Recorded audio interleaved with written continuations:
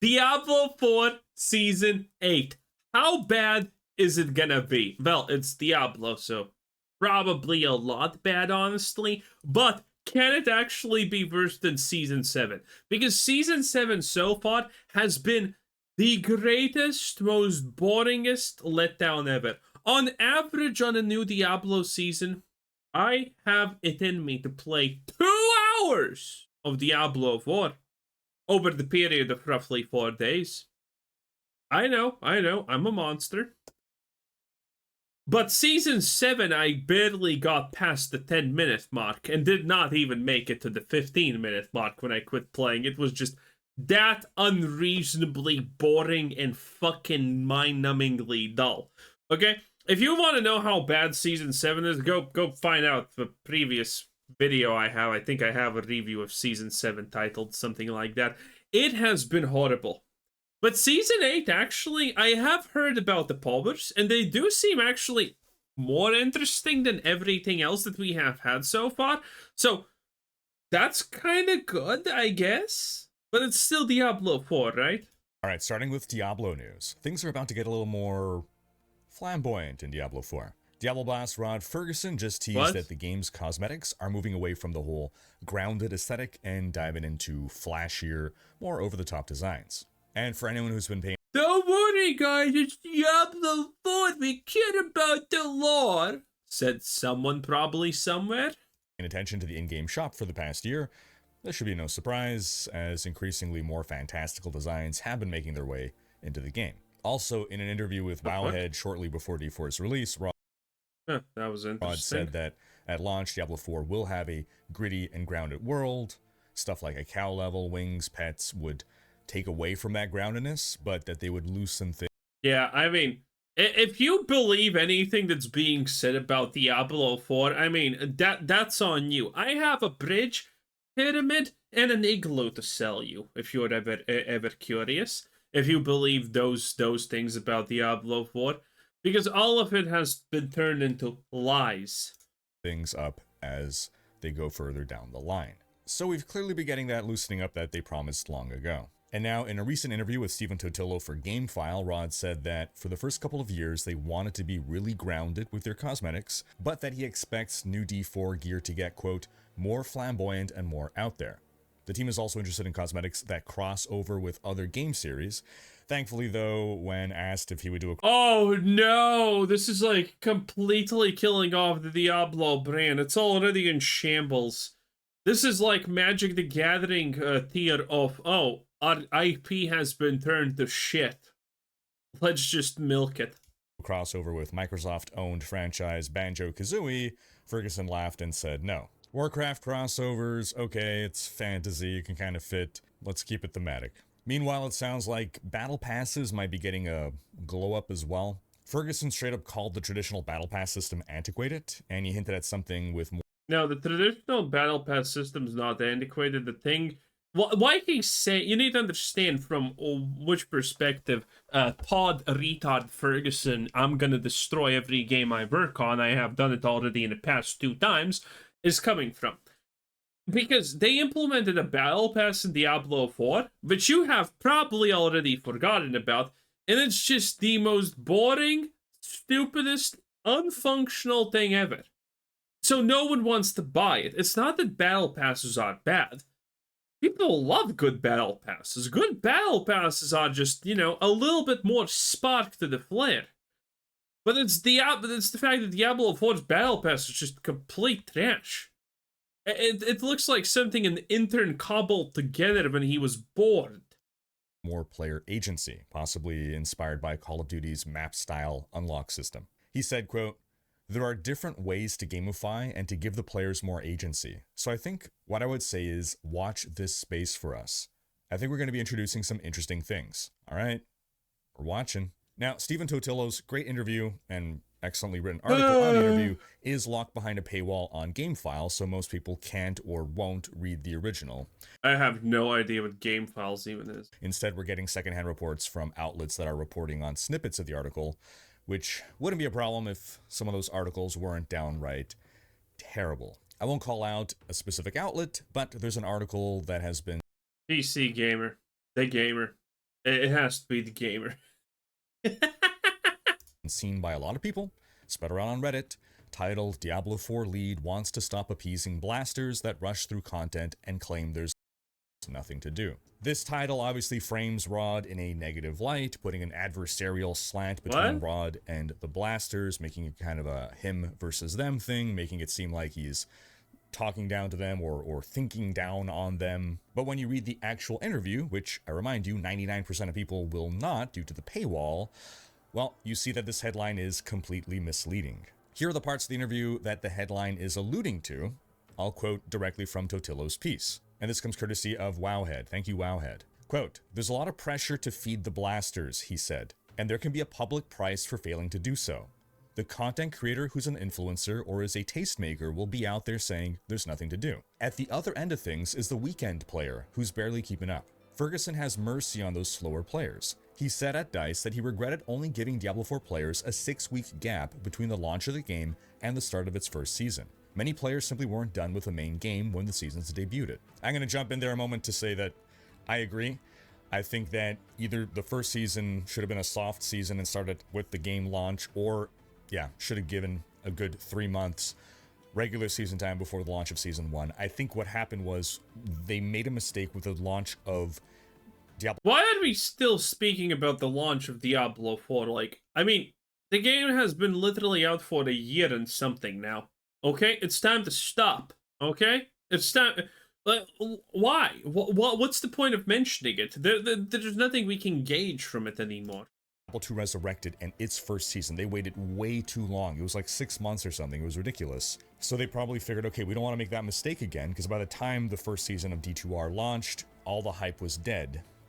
The thing is, D4 wasn't a solved game. D2R was. Most people jumping into D2R already had blasted the hell out of Diablo 2 and were ready to jump into a season immediately. So starting a season within a month would have been totally fine in D2R.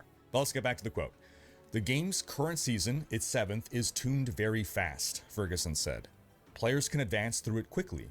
You start to worry a little bit because you're like, we have 12 weeks, 10 weeks, people need stuff to do, and if you can go through it this quickly, you start to go, okay, what can we be doing and how do I think about how fast this is?" And then literally this morning, my X thing goes off and I look at the notifications and it's a person saying, "Hey, I just wanted to tell you I love the current season. I only get to play 3 hours every weekend. I'm actually making progress. It feels great." And I'm like, yeah, can't forget about those guys. So that's it, folks. That's the extent. I mean, if someone has... Okay, so here's the deal. 3 hours a weekend is unironically the lowest denominator that we have. And the reality is, those people don't give a shit what you put in the game. The last time someone read the patch notes who played 3 hours a day was never. People who play more this game, like 20 hours a week, but not 3 hours a day, but 3 hours a week or whatever he said. People who play an extra 0 more hours a week than that person, they don't read patch notes. Like, who gives a shit? They don't care what the different changes in the game are. They will never even notice them. The section of the article about Rod not wanting to appease blasters who say there's nothing to do in the game anymore. Does that sound to you like Rod said he wants to stop appeasing the blasters? Because to me, it sounds like his point is that he wants to make both the blasters... Why would anyone ever say that, yeah, I'm gonna start not appeasing a part of our player base? That's stupid. Blasters and the weekend players happy, and it's difficult to do that, and because the blasters are the influencers who are making the most noise, it could be easy to forget about those weekend players who aren't clamoring and posting YouTube videos about what they want in the game. Now, also in this interview, we learned that Diablo 2 Resurrected has more players than Diablo 3 right now.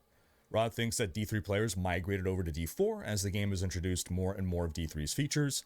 Makes perfect sense to me. I've said for a couple of seasons now that D4 has become a better version of D3. I would not have said that at launch. In fact, I explicitly did not say that at launch. I said in my Diablo 4 review, That was one of my fears, by the way, when I said Diablo 4 dies when Diablo 4 becomes Diablo 3. And I mean, we're literally here. Again, give it time. The Haradric Cube is a coming, and the Infernal Rings are also a coming.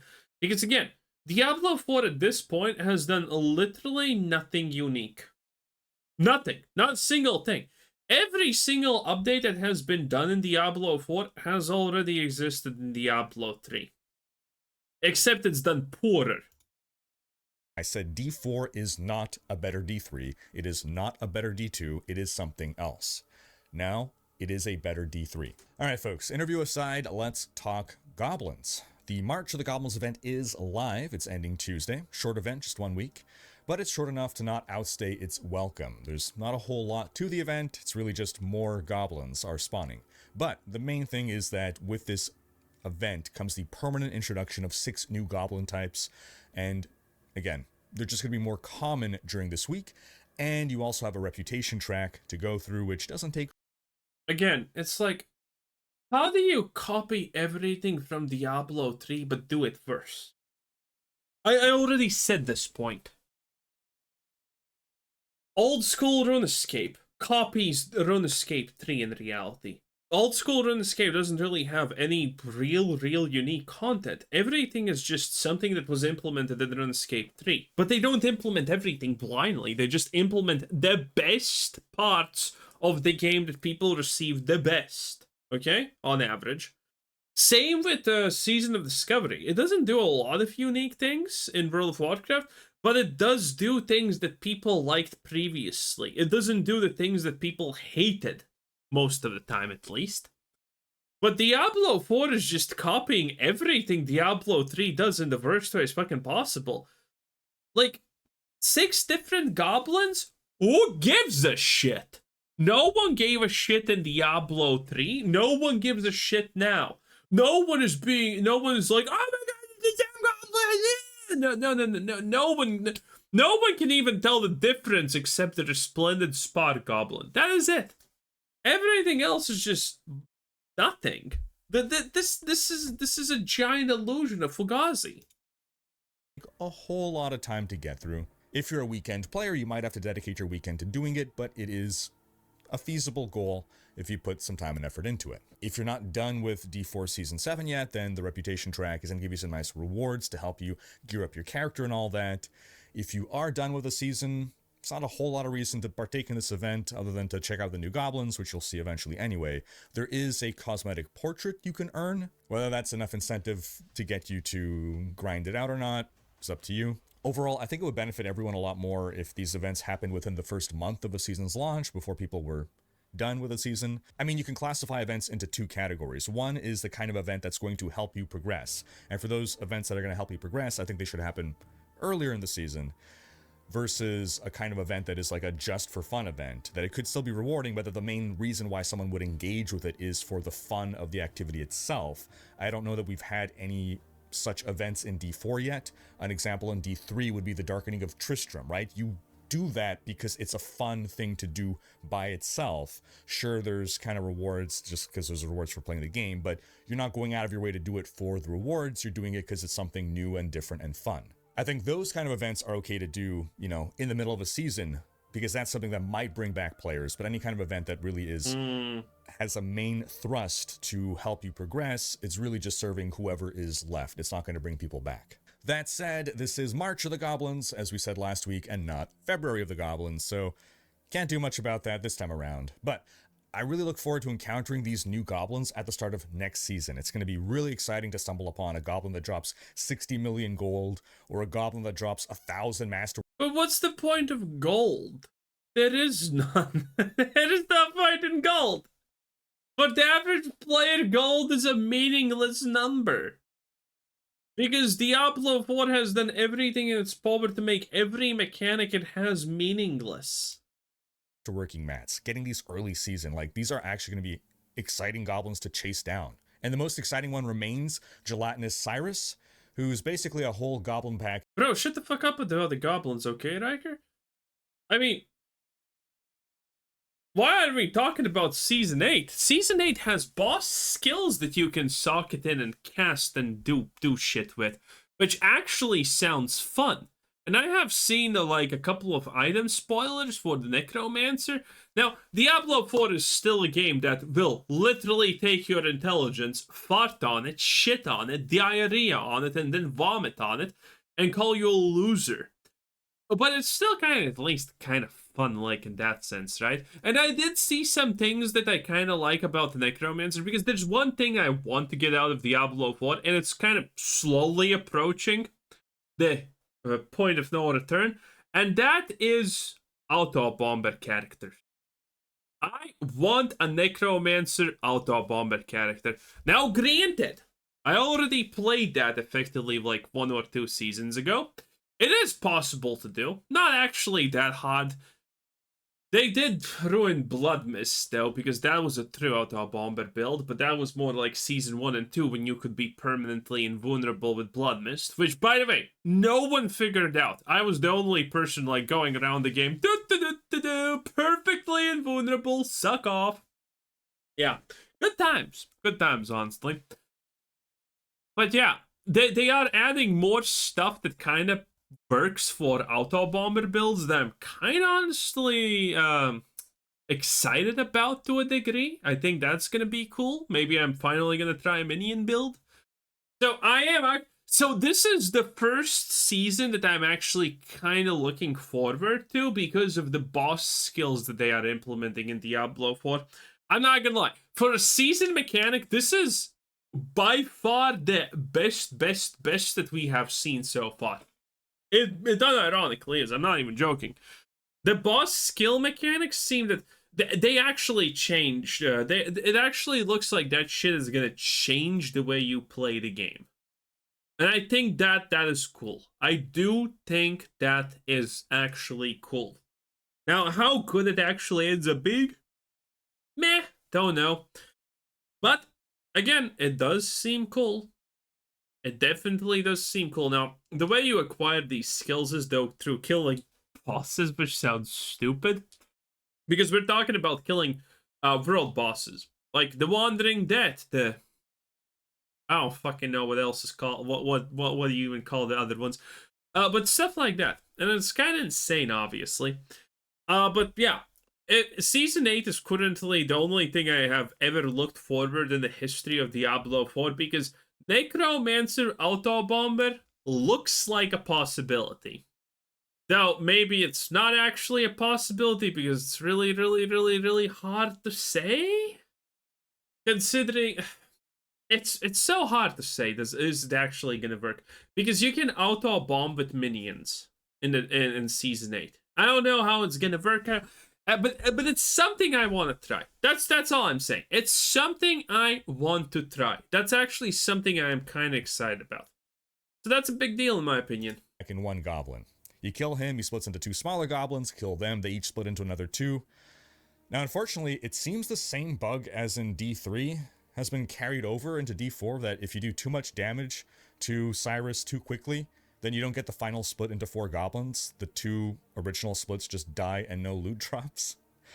I've read a patch note that apparently this only happens if they are frozen before they die, and that they've since fixed that. I haven't tested it for myself. I just found it truly funny that we are actually not just importing the content from D3, but the bugs as well. Still, though, the goblins... I would expect nothing less from a shit stain like the Blizzard. ...are a great addition to the game. Now, if you want to farm up goblins for the reputation track, you're wondering where to find goblins, what's the best place to farm them. I've personally found that there are tons of them in southern Nahantu. I just did a circuit around the area a few times and would find a goblin about every minute or less. You can also just do this in Helltide or in Witchtide to combine it with another useful activity, as opposed to just explicitly going for goblins. If you find a greed shrine, definitely pop those and kill as many enemies as you can, because while you are under the effects of a greed shrine, while you kill enemies, you have a chance to spawn a goblin. Okay, literally no one asked, Riker. Okay, that's it. Anyway, that was Riker 10 out of 10. I wanted more news about the new season, but I guess this is fine. Maybe Diablo 4 is... No, that's no wasty. It's still Diablo, okay? I'm kind of excited about the idea of making an auto-bomber, but that doesn't save the game from being shit, okay? Well, whatever. Bye-bye.